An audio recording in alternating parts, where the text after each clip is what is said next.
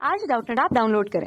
Doubtnut पर अपने सभी गणित, रसायन विज्ञान, भौतिक विज्ञान और जीव विज्ञान के डाउट्स का करो सफाया। बस प्रश्न की फोटो खींचो, एक ही प्रश्न को क्रॉप करो और तुरंत वीडियो सोल्यूशन पाओ। अभी डाउनलोड करें। किसी विद्युत परिपथ में अति भारण एवं लघु पतन कब होता है? घरेलू विद्युत परिपथों में अधि भारण एवं लघु पतन से बचाव के लिए क्या सावधानी बरतनी चाहिए, ये हमसे प्रश्न में पूछा गया है।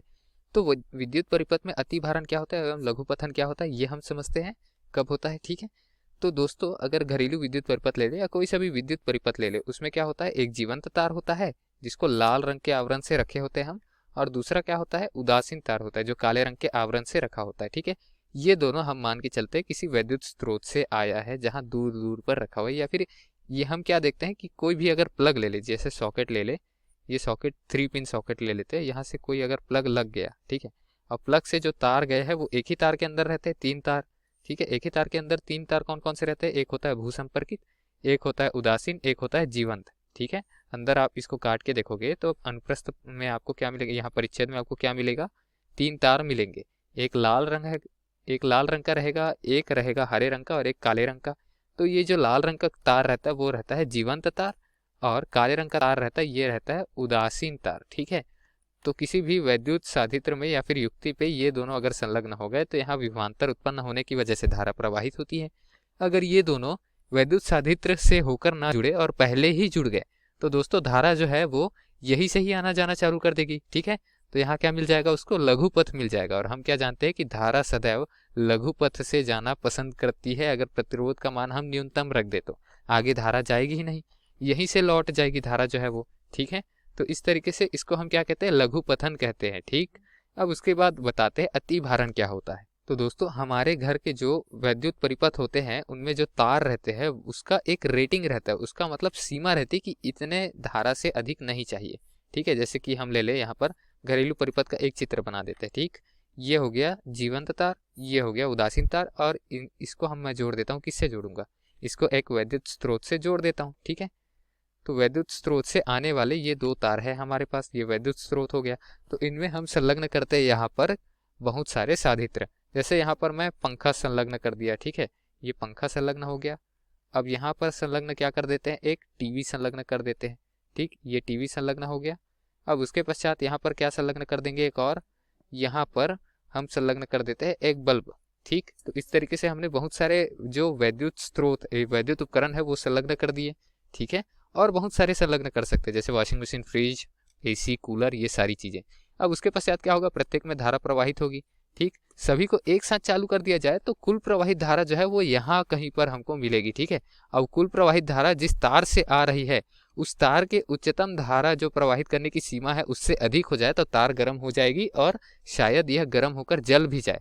ठीक है, तो इसमें आग लग गई अगर, तो दोस्तों ये क्या होगा, हमारे वैद्युत परिपथ के उपकरणों को क्या करेगा, हानि पहुंचाएगा। हमारे वैद्युत परिपथ को ही हानि पहुंचाएगा, तार को हानि पहुंचा देगा, तोड़ देगा। ठीक है, तो अति भारण से बचाने के लिए हम क्या करते हैं, यहाँ फ्यूज लगाते हैं। ठीक है, हमने क्या बता दिया कि अगर धारा का मान बहुत अधिक हो गया, क्या हो गया, धारा का मान अधिक हो गया तो उसको क्या कहते हैं, अति भारण कहते हैं। ठीक है, क्योंकि अति भार हो गया, भार ज्यादा हो गया, क्यों, क्योंकि हमने सभी साधित्र एक साथ चला दिए, धारा का मान अधिक हो गया, तो धारा अधिक होने से अति भारण की घटना होती है। लघु पथन हमने बता दिया था कैसे होता है, कि पथ अगर लघु हो जाए या फिर जो जीवंत तार है, उदासीन तार है, वो सीधे टच में आ जाए, सीधे संपर्क में आ जाए। ठीक है, तो इससे क्या होता है, उदासीन तार और जीवंत तार सीधे संपर्क में आ जाए तो लघु पतन होता है। अति भारण कब होता है, जब वैद्युत साधित्र बहुत सारे एक साथ चल रहे हो तो भार अधिक हो जाने से अति भारण होता है। वैद्युत परिपथों में इनसे बचने के लिए क्या सावधानी बरतनी चाहिए, तो दोस्तों दोनों ही स्थिति में हम क्या देख रहे हैं, अगर मैं शॉर्ट सर्किट कर दूं, यहाँ जीवंत तार को उदासीन से जोड़ दूं, चाहे मैं यहाँ पर जो वैद्युत साधित्र चल रहे हैं उनकी संख्या बढ़ा दूं, हमेशा धारा का मान बढ़ रहा है। किसका मान बढ़ रहा है, धारा का मान बढ़ रहा है। तो हम क्या करते हैं कि यहाँ पर जो परिपथ है उसको थोड़ा सा ब्रेक कर देते हैं, तोड़ देते हैं, और यहाँ एक छोटा सा फ्यूज लगा देते हैं। ये फ्यूज क्या करता है, धारा का मान एक निश्चित मान से अधिक बढ़ने पर गर्म हो जाता है, और अधिक गर्म हो जाने पर ये स्वयं ही पिघलकर टूट जाता है। ठीक है, क्या लगा देते हैं, यहाँ पर फ्यूज लगा देते हैं। ये कम गलनांक का तार होता है, इसका क्या होता है, गलनांक कम होता है, मतलब ये ज्यादा अधिक ताप नहीं सह पाता, कम ताप पर ही गलकर टूट जाता है। ठीक है, गलनांक इसका कम होता है। ठीक, और प्रतिरोधकता भी इसकी कम होती है। हम नहीं चाहेंगे कि इसके सिरों पर विभवांतर उत्पन्न हो या फिर ये प्रतिरोध उत्पन्न करे जाने वाली धारा के लिए। ठीक है, तो इसका प्रतिरोध भी कम रहता है, मतलब तांबे का रहता है, और गलनांक भी कम रहता है। तो उस हिसाब से हम इसका अनुप्रस्थ परिच्छेद कम रखते हैं। ठीक है, अगर ऊष्मा अधिक आई तो हम जानते हैं ऊष्मा क्या होती है, I की घात 2 RT।